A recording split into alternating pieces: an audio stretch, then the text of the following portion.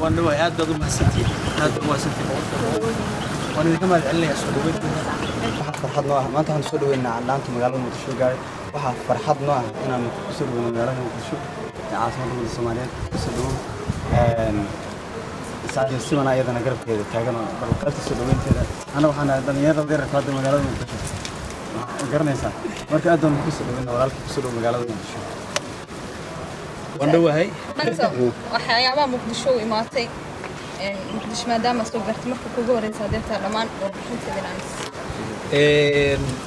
aad baan idinku mahadcelinayaa dhamaantiin waxaa fanka iyo dhamaan bahda saxaafadda waan idin mahadcelinayaa sida sharafta leh ee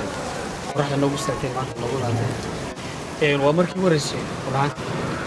dhagahaan iguma horeyn iyo maqal ahaan laakiin isha waa markii ugu horeysay waa tahay xamar maanta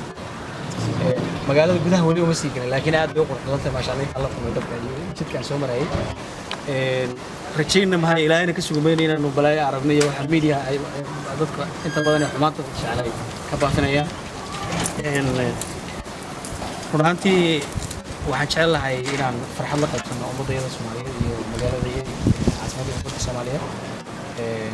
waana dhownahay xaflad iyo show oo ku qaban doona hadda loo yiraahdo bisha 31 dhici doona hadda loo yiraahdo iyo xaflado kale oo isku soo waxaan jeclahay inaan soo marro gobolada dalka sida Ismaaciil iyo Ibrahim insha Allah inaan ka jeclahay waxaan isku soo noqon doonaa waraysi dambe idin siin doonaa markaan magaalada inta soo dhex maro aan soo wada aqoon dadkii waan siin doonaa waraysi kale aad baad u mahadsantihiin adii mahad celinayaa